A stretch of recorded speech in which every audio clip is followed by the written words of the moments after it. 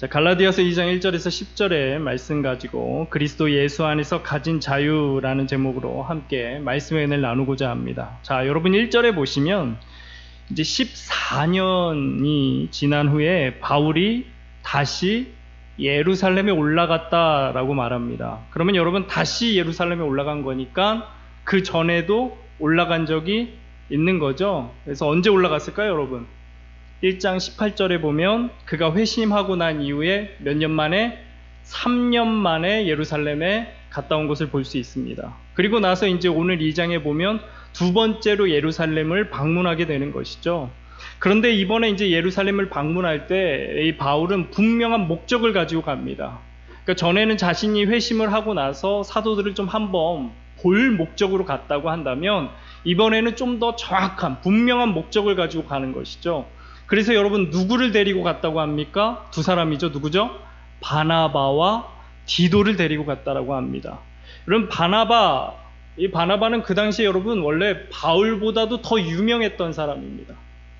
여러분 이제 바울을 우리는 너무나 잘 알고 있지만 여러분 이 당시에는 바울보다 누가 더 유명했고 먼저 알려졌냐면 바나바가 더 유명했고 먼저 알려진 사람이었습니다. 그래서 여러분 바나바는 원래 본명이 아니에요. 바나바의 원래 이름 뭐냐면 요셉입니다. 요셉.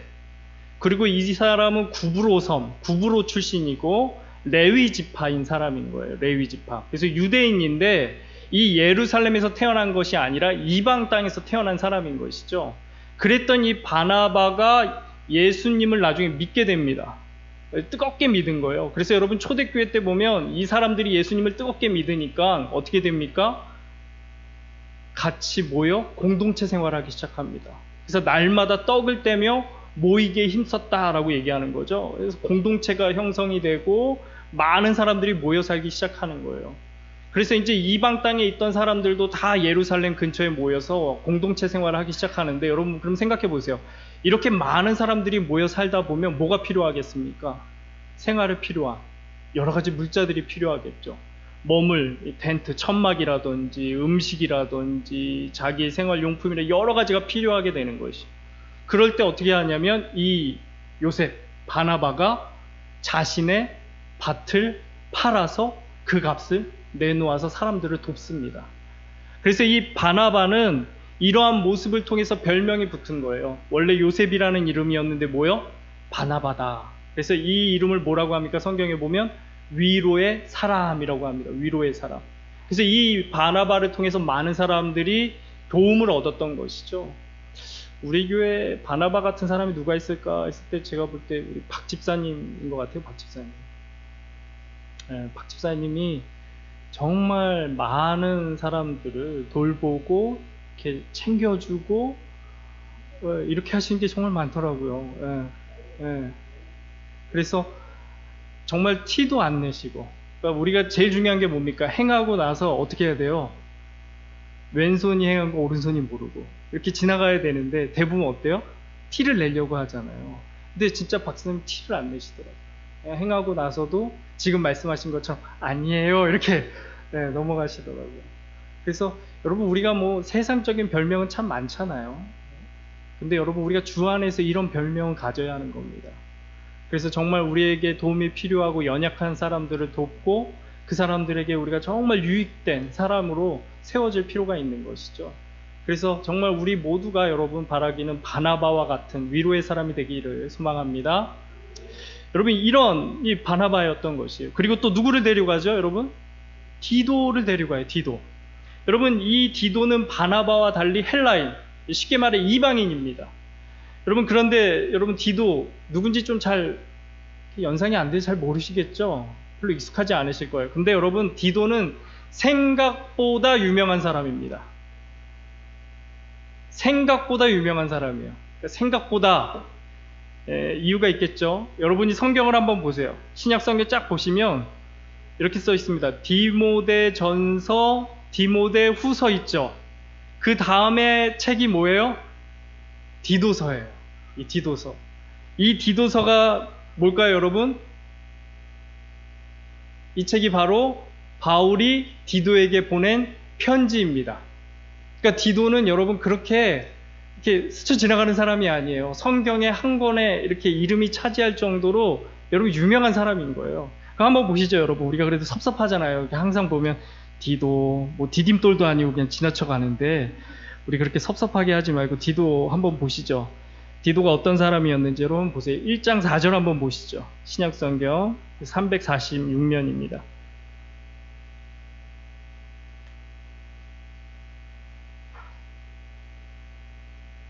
거기 보면 디도를 바울이 이렇게 소개합니다. 뭐라고 하는지 보실까요, 여러분? 디도서 1장 4절 같이 한번 볼까요? 자, 시작. 같은 믿음을 따라 나의 참 아들 된 디도에게 편지하노니 하나님 아버지와 그리스도 예수 우리 구주로부터 은혜와 평강이 내게 있을지어다. 여러분 뭐라고 소개합니까? 같은 믿음을 따라 나의 참 아들 된 디도라고 얘기하고 있어요. 그러니까 바울이 뭐라고 이 디도를 소개하냐면 나의 참 아들 된 디도라는 것이죠. 여러분 이것이 바울이 이 디도가 참 아들, 육체로 난 아들이라는 것이 아닌 거죠. 어떤 의미입니까? 믿음 안에서 낳은 아들이라는 의미인 거죠. 그래서 여러분 디도가 누구를 통해서 믿게 된 거예요? 그러면 누구? 바울을 통해서 믿게 되었다는 것이죠. 그러니까 여러분 오늘 말씀을 보면 갈라디아서 말씀을 보면 바울이 이 예수 그리스도를 믿고 난 이후에 지금 몇 년 만에 다시 예루살렘에 올라가냐면 14년 만에 예루살렘에 다시 올라가는 겁니다. 이 말은 그가 예수님을 믿고 난 다음에 이방 땅에 가서 복음을 전한 지 얼마가 되었다라고 하는 거냐면 14년이 되었다라는 것이에요. 그래서 그가 이렇게 이방 땅에 복음을 전한 믿음의 결실, 그게 누구인 거예요?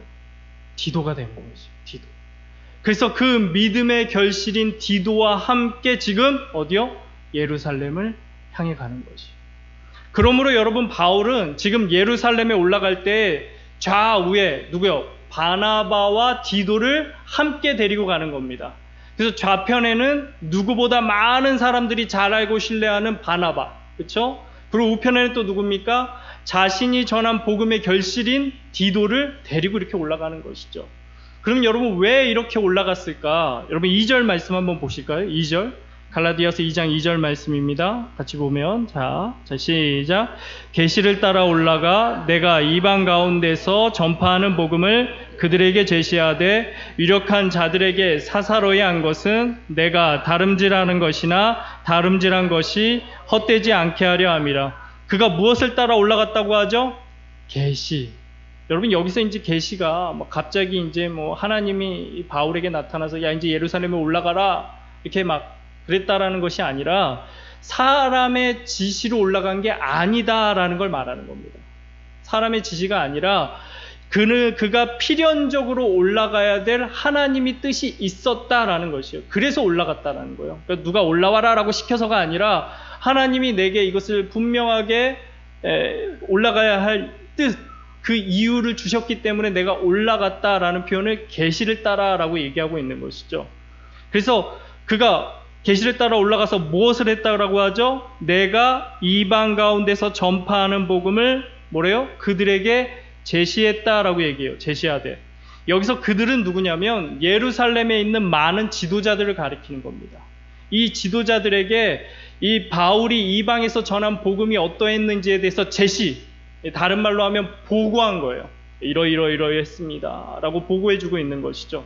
그리고 또 따로 누구에게도 보고했다라고 하죠? 유력한 자들. 그래서 여러분 이 사람들은 9절에 보면 누구냐면 야고보와 게바와 요한입니다. 그러니까 초대교회에 있어 이제 여러 지도자들이 있는데 그 중에서도 손꼽히는 지도자들, 가장 높은 지도자들이었던 것이죠. 그래서 이 사람들에게는 어떻게 하냐면 사사로이. 다시 말해 아까는 이렇게 다 모아놓고 했다면 지금은 어때요? 이 세 사람만 따로 이렇게 딱 해서 개별적으로 따로 보고를 올린 거예요. 왜 이렇게까지 한 거냐? 뭐라고 얘기합니까? 내가 다름질하는 것이나 다름질한 것이 헛되지 않게 하려 합니다. 그러니까 바울이 지금까지 전한 복음, 또 그리고 앞으로 전할 복음이 헛된 것이 되지 않도록 이렇게 행한 것이에요. 자, 보시면. 자, 1장에서 본 것처럼 바울은 그리스도의 복음, 그리스도의 은혜를 뭘로 깨닫죠? 계시로 깨달았습니다. 계시로. 그리고 그는 자신이 받은 이 복음을 어떡합니까? 이게 너무 귀하잖아요. 그러니까 정말 목숨까지 바쳐서 열심히 전한 거예요. 몇 년 동안? 14년 동안 전한 것이죠. 그 결과로 정말 이제 복음과 전혀 상관없던 그 이방인이었던 누구까지도 믿게 되었습니까? 디도까지도 믿게 된 것이에요. 그러니까 이런 복음의 결실을 막 맺고 있는 것이죠. 그런데 지금 이 2장에 들어서서 어떻게 되냐면 지금 이러한 복음이 헛된 것이 될 위기에 놓여 있는 거예요. 헛된 것이 될. 그래서 만약 지금 자칫 잘못하면 내가 지금까지 전한 복음뿐만 아니라 앞으로 전할 복음까지도 뭐냐면 아무 의미가 없어질 수 있게 되는 거예요. 그래서 바울은 어떻게 하냐면 자신의 사역을 지금 다 내려놓고 두 사람을 증인으로 데리고 가는 겁니다. 누구보다 신뢰받는 누구요? 바나바. 그리고 그 지금까지 전한 복음의 결실인 누구요? 디도를 데리고 가는 거예요. 그래서 자신이 지금 전하는 이 복음이 헛되지 않도록 만들기 위해서 지금 최선을 다하고 있는 것이죠. 그러면 여러분 생각해 봐야 합니다. 누가 바울이 전한 복음을 헛되게 만들려고 했을까요? 바울이 그렇게 목숨까지 걸고 전하는 이 복음을 헛된 것이 되게 만들려고 했던 사람들이 누구일까요? 여러분 4절 말씀을 보면 이렇게 얘기합니다. 4절 말씀에 뭡니까? 이는 가만히 들어온 누구래요? 거짓 형제들 때문이라. 그들이 가만히 들어온 것은 뭐라고 합니까? 그리스도 예수 안에서 우리가 가진 자유를 엿보고 우리를 종으로 삼고자 함이었다라고 말하고 있어요. 여러분이 가만히 들어온 거짓 형제, 이것을 여러분 필립스라는 학자는 모조 그리스도인이라고 얘기합니다. 유사 그리스도인. 그리고 존 브라운이라는 학자는 이름만 그리스도인인 거짓 형제들이라고 얘기를 해요. 그러니까 이 사람들이 진짜 그리스도인이야? 아닌 거예요. 아닌 것이죠. 근데 이들이 무엇 때문에 지금 들어왔다라고 합니까? 그리스도 예수 안에서 우리가 가진 자유를 엿보고 종으로 삼고자 들어왔다는 거예요. 그러니까 여기서 여러분 엿보다라는 건 뭐냐면 중상모략하는 겁니다. 중상모략하는 거. 우리가 여러분 이렇게 살다가 보면 항상 이렇게 이인자 의식에 사로잡혀 사는 사람이 있어요. 이인자 의식에. 그래서 자신을 인정하고 이렇게 딱 받아들이면 되는데, 내가 좀 부족하고 모자란 거 내가 그냥 받아들이고 인정하면 되는데 어떻게 하냐면 그게 안 되는 거예요. 그러니까 어떻게 하냐면 남을 늘 탓하고 남에게 문제를 돌리는 겁니다. 그래서 항상 이런 생각하는 거죠. 야, 저 사람만 아니면 내가 잘 될 수 있는데. 야, 저 사람만 아니면 내가 1등 할 수 있는데. 이런 생각을 하는 거예요. 성경에서 가장 이 이인자 의식에 사로잡혔던 대표적인 사람이 누구냐면 여러분 사울입니다. 사울. 그러니까 사울이 어떻게 하죠? 자신에게 문제가 있는데 그걸 인정해요, 안 해요?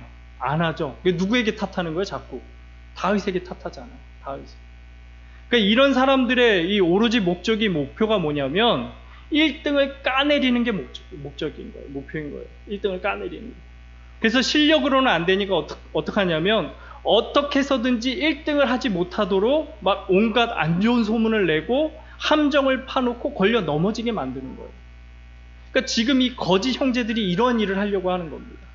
그래서 그리스도 예수 안에서 받은 자유를 시샘해서 그리스도인들, 참 그리스도인들을 걸려 넘어뜨려서 자신이 그 위에 서려고 하는 거죠. 자신이 그 위에 서려고 하는 것이. 그래서 이들이 무엇을 주장하기 시작하냐면 여러분 3절 말씀이에요. 3절 같이 봅니다. 3절 자 시작. 그러나 나와 함께 있는 헬라인 디도까지도 억지로 할례를 받게 하지 아니하였으니. 여러분 디도에게 뭘 하지 않았대요? 할례를 억지로 받게 하지 않았대요. 그럼 다른 말로 하면 뭐냐면 거짓 형제들이 뭐 하려고 했다라는 거예요? 이 디도에게 억지로 할례를 받게 하려고 했던 것이. 그러니까 여러분 할례가 뭐예요? 제가 이 갈라디아서 첫 시간에 알려드리지 않았습니까? 복음에다가 교묘하게 무엇을 덧붙인다고 했어요? 율법과 할례. 그래서 이걸 다른 말로 쉬운 말로 하면 율법은 뭐예요? 행위고 할례는 뭐라고 했습니까? 차별이라고 했죠. 그렇죠? 기억이 나시죠? 여러분 참 똑똑하시네요. 그러니까 여러분 정확하게 할례가 무엇일까요? 정확하게는 여러분 할례는 이 남자의 성기의 표피를 이렇게 제거하는 거예요. 제거하는 거. 그래서 이것으로 유대인들은 어떻게 하냐면 이방인과 차별하는 겁니다. 이방인과 차별하는 거예요. 그래서 할례가 있으면 뭐예요? 하나님의 백성인 것이고 할례가 없으면 무엇입니까? 하나님의 백성이 아닌 것이요. 구분하고 차별하는 거죠. 그래서 자신들이 이 할례가 있으니까 어떤 거예요? 나는 특별한 하나님의 백성이다라는 것을 드러내는 거예요. 드러내는 거예요. 자랑스러운 할례가 되는 것이죠. 그래서 만약 이방인 중에 여러분 유대인이 되고 싶으면 어떻게 해야 될까요? 똑같이 할례를 받아야 되는 거예요. 그러니까 아마 이러지 않았을까요?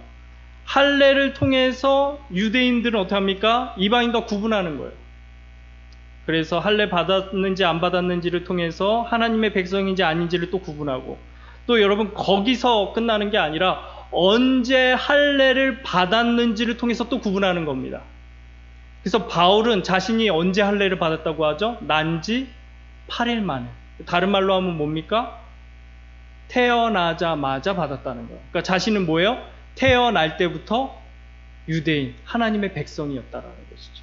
그래서 이렇게 구분하는 거예요. 그래서 할례 받은 것에서만 또 그치는 게 아니라 더 나아가서 날 때부터 유대인이었는지 아닌지를 구분하는 거죠. 이렇게 구분하는 거예요. 차별하는 것이죠. 제가 이제 선교단체에 있을 때 이제 초교파였거든요. 그러니까 다른 교단에 있는 분들도 다 오는 거예요, 이 선교단체. 근데 그때 30이 넘었나, 29, 30쯤 됐던 것 같아요. 감리교 목사님이 이제 한 분 오신 거예요. 생각보다 이제 원래 감리교가 여러분 이 안수를 받기가 힘듭니다. 그러니까 5년 동안 자신이 사역을 해야 돼요. 신대원을 다 끝나고 나서도. 그래서 이제 담임 목회나 뭐 이걸 5년 동안 해야지만, 그것도 끊지 않고 해야지만 목사 안수를 받을 수 있거든요. 생각보다 쉽지 않은데 이분이 생각보다 일찍 이 할례를 목사 안수를 받으신 거예요. 그래가지고 제가 신기해서 생각보다 빨리 받으셨으니까, 그래가지고 왜 그렇게 할례를 목사 안수를 빨리 받으셨냐 제가 얘기했더니, 여러분 감리교 같은 경우에는 이 목사 안수 연도를 되게 중요하게 여기는 거예요. 그래서 모임에 가도 그냥 앉는 것이 아니라 목사 안수 받은 순서대로 앉는 거예요. 그래서 제일 먼저 받은 사람이 어디에 앉을까요? 제일 앞에 앉는 거예요.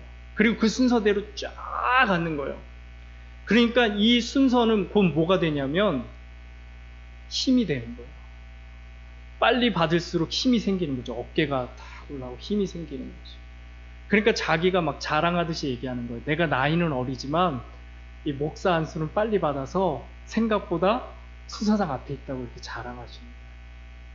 그러니까 여러분 유대인들도 이런 거예요. 할례를 가지고 어떻게 해요? 순서를 정하는 거예요. 너 받았어? 안 받았어? 또 거기서 그치는 게 아니라 너 언제 받았어? 날 때부터 받은 거 아니면 나중에 받은 거야? 너 갈아탄 거 아니야? 또 구분해내는 거예요. 그러니까 여러분 보세요. 이제는 이것이, 이러한 차별과 구분이 예수 그리스도 안에서 어떻게 된 거예요? 자유케 된 것이죠. 자유케 된 거예요. 예수 그리스도 안에서 더 이상 이러한 율법이나 할례가 어때요? 아무 의미가 없게 된 것이죠. 그러면 여러분 얼마나 좋아요. 이제 막 사람을 올가매고 차별하던 이런 율법과 할례를 다 벗어던지고 예수 그리스도 안에서 어떻게 하면 됩니까? 함께 자유를 누리면 되잖아요. 그쵸? 근데 여러분 사람이라는 게 그렇지 않은 거예요. 사람이라는 게 그렇지 않아요. 지금까지 뭘 했습니까? 이 사람들이 율법과 할례를 행했잖아요. 그러니까 이 유대인 입장에서 볼 때 이게 어때요?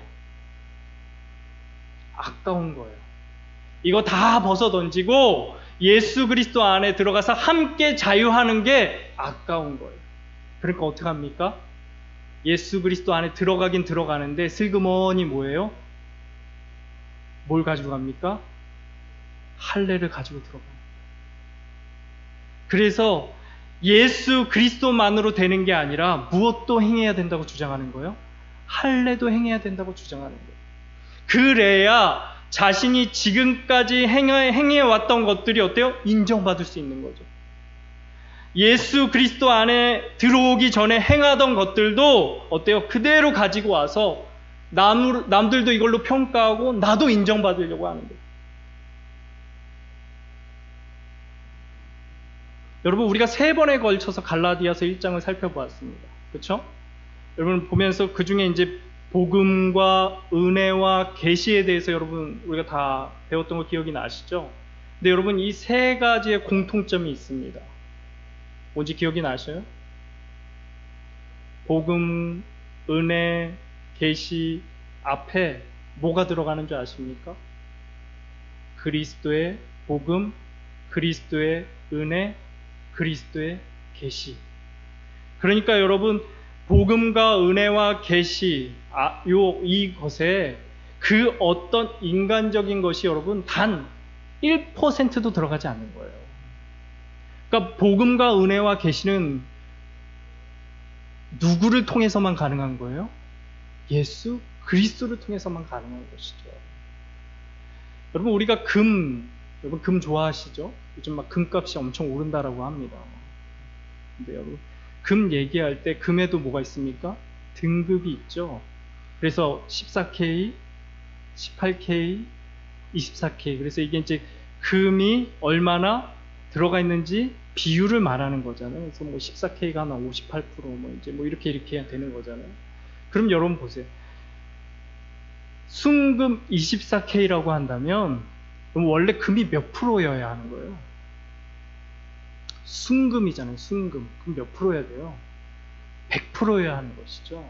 근데 여러분 몇 프로예요? 거기 써 있는 게 여러분 속아 사는 거예요. 이거 100%짜리가 아닌데 속아 사시는 거예요. 몇이라고 써 있어요? 99.9%, 9999 가는 거죠. 그러니까 인간의 기술로는 여러분 100%를 만들 수가 없는 거예요. 아무리 여러분 기술이 좋아지고 발전을 해도 100%짜리는 없는 거예요. 100% 그만 만들 수 없는 거예요. 그래서 그 안에 뭐예요? 아주 미세하지만 불순물이 들어갈 수밖에 없는 것이죠. 불순물이 들어갈 수밖에 없는 거예요. 그래서 인간이 만들어내는 것은 여러분 이처럼 완전한 게 없어요. 여러분 아무리 정교하게 만든다 할지라도 여러분 어때요? 가전제품 요즘 사람이 만드는 게 아니라 뭐가 만듭니까? 기계가 만들잖아요. 사람보다 정확한 기계가 만든다고 하는데도 어때요? 고장 나요, 안 나요? 나죠. 나는 거예요. 그러니까 인간이 만들어내는 거 아무리 기술이 좋아지고 발전하여도 여러분 100% 완전할 수 없는 것이에요. 하지만 여러분 우리가 받은 이 복음과 은혜와 계시는 여러분 100%짜리입니다. 누가 보증한? 그리스도가 보증한 100%예요. 여러분 100%. 그리스도 외에는 여러분 단 0.1%도 다른 것이 들어가 있지 않은 여러분 순복음, 순은혜, 순계시인 거예요. 풀 가스펠입니다. 풀 가스펠. 순복음이란 말이 정말 좋은 말인 거거든요. 풀 가스펠. 아무것도 들어가 있지 않고 오직 복음으로만 가득 차 있다라는 것이. 좋은 말은 다 갖다 쓰잖아요. 이렇게. 정말 여러분 그래서 우리가 예수 그리스도 안에 있으면 100%짜리 그 예수 그리스도 안에 들어가 있으면 여러분 어떻게 해요? 더 이상 인간적인 것들이 필요하지 않는 거예요. 중요하지 않는 겁니다. 그 안에서 뭡니까? 다 자유한 것이죠. 차별이나 구분이 없이 그리스도만으로 100% 완전하여서 자유할 수 있게 되는 것이. 그래서 바울은 이것을 뭐라고 하냐면, 그러니까 뭐라고 얘기합니까? 여기서 내가 누구예요? 바울이죠. 바울은 누구에게 복음 전함을 맡았다고 합니까? 무할례자. 그러니까 이방인에게 복음 전하는 일을 바울은 맡은 것이죠. 그리고 베드로는 누구에게? 할례자에게 복음 전함을 맡은 거예요. 근데 이것이 어떻다라고 얘기합니까? 같다라고 얘기하는 거예요. 같다. 그러니까 유대인에게 복음을 전하는 베드로가 더 높은 것이고 이방인에게 복음을 전하는 바울이 더 낮다. 맞습니까? 틀립니까? 틀린 거예요. 둘은 뭐예요? 똑같은 거예요. 차별이나 구분이 없이 똑같은 거예요. 그래서 베드로는 누굽니까? 할례자의 사도가 되는 것이고 바울은 누구요? 이방인의 사도가 되어 직임의 차이일 뿐이지 이것은 그리스도 예수 안에서 뭐예요? 똑같다 말하고 있는 것이에요. 똑같다. 여러분 우리 주님 안에서 똑같은 거 여러분 믿으십니까? 예수 그리스도 안에서 구분이 없는 거예요. 차별이 없습니다. 내가 뭐 했고 뭐가 행해왔다라고 해서, 내가 예수 그리스도 안에 있기 전에 내가 무엇을 행해왔다라고 해서 그것으로 우리가 여기서 차별이 생기고 구분이 생기는 것이 절대 아닌 거예요. 우린 예수 그리스도 안에서 자유, 차별, 구분이 없이 동등한 것입니다.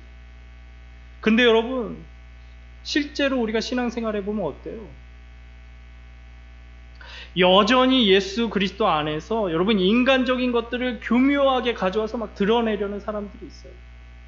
그래서 특히 막 그 세상의 지위를 막 가지고 와서 막 인정받으려는 사람들이 있는 거죠. 그래서 세상에서 사장이면 교회 안에서도 무엇으로 인정받으려고 합니까?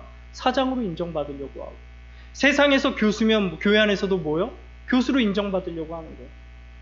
근데 제가 재밌는 경험을 한 게, 전에 이제 사역하던 교회에서 이제 그 신학교 교수님이 계셨어요.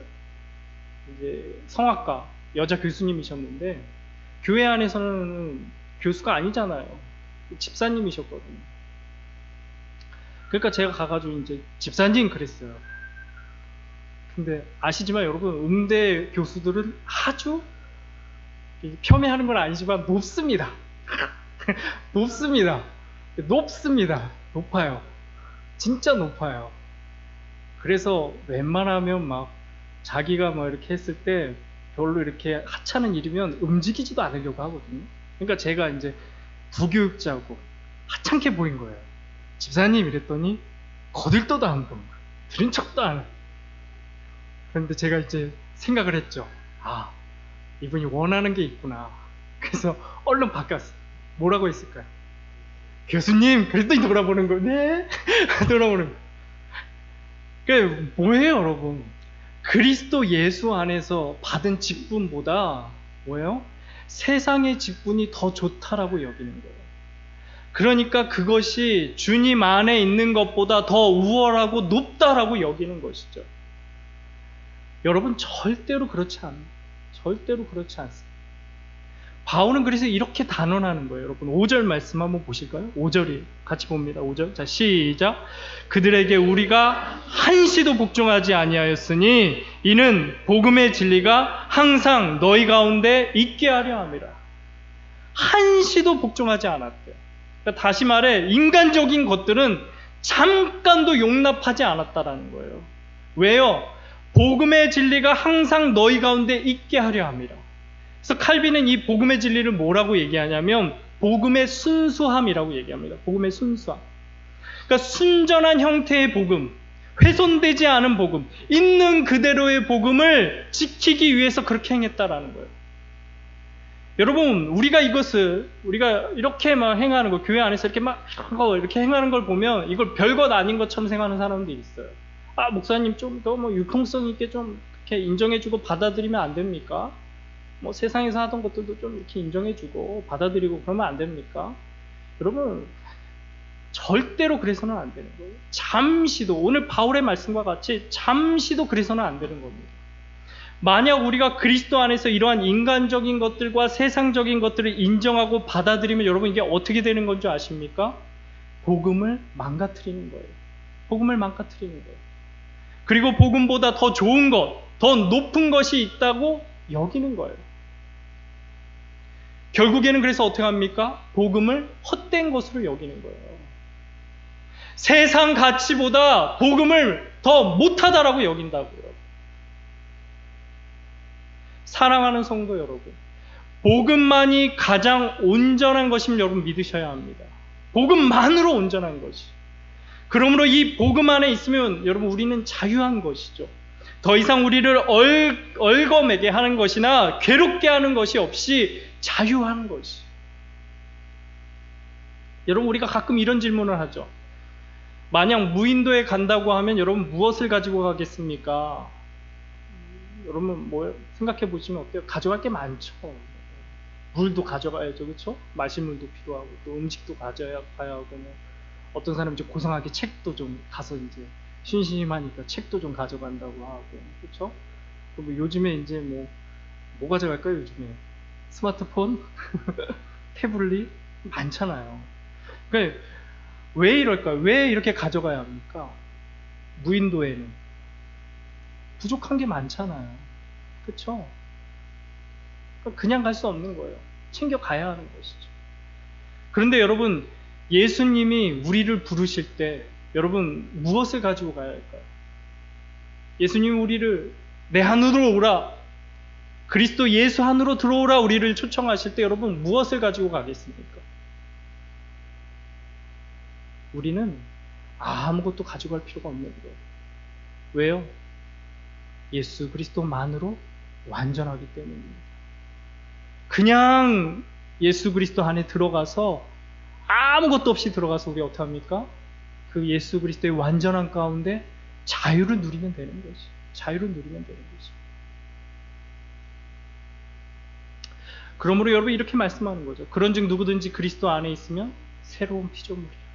이전 것은 지나갔으니 보라 새 것이 되었도다. 그러므로 우리는 예수 그리스도 안에서 완전한 거예요. 여러분 그 안에서 여러분 우리는 무엇에 얽매이거나 행할 필요가 전혀 없는 것입니다. 이전 것은 어떡합니까? 다 벗어 던지고 다 지나가게 하고 그 안에서 완전한 새 피조물로 여러분 자유하면 되는 것입니다. 사랑하는 성도 여러분, 우리가 주 안에서 자유를 누리지 못할 때가 참으로 많이 있습니다. 여전히 세상의 것, 인간적인 것을 가지고 와서 근심하고 걱정하는 것이죠. 여러분 진짜 자유하셔요? 지금 이 시간? 머릿속에 온갖 인간적인 것, 세상적인 것들로 근심하고 걱정하지 않으십니까? 여러분 근데 우리가 이렇게 행하는 것은 한편으로는 어떤 의미가 되냐면 주님이 완전하지 못하다라는 거예요. 주님이 완전하시면 우리가 믿지 못하는 것이죠. 그래서 복음의 진리가 완전함을 우리가 온전히 신뢰하지 못하는 거예요. 복음의 진리가 완전하다고 여러분 믿으신다면 주 안에서 자유하시기를 바랍니다. 지금 이 시간 주 안에서 자유하시기를 소망합니다. 그래서 그 어떤 것도 주님보다 온전하지 못함을 여러분 믿으시고 주 안에서 안전하고 자유하시기를 바랍니다. 그래서 이러한 복음의 완전함으로 인하여 모든 인간적인 것들을 다 벗어던지고 자유할 수 있는, 주 안에서 자유할 수 있는 저와 여러분이 되어지기를 축복합니다.